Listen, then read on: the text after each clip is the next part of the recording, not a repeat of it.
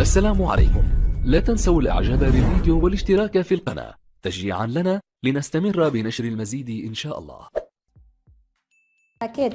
عيدكم مبارك وكل عام وأنتم بخير.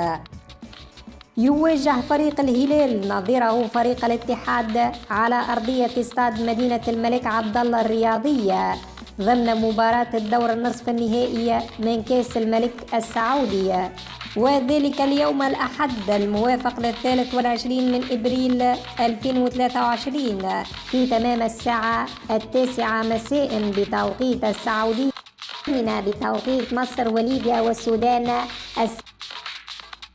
أحداث اللقاء ستذاع حصريا عبر قناة SSC الأولى بتعليق المعلق المتميز فهد العتيبي.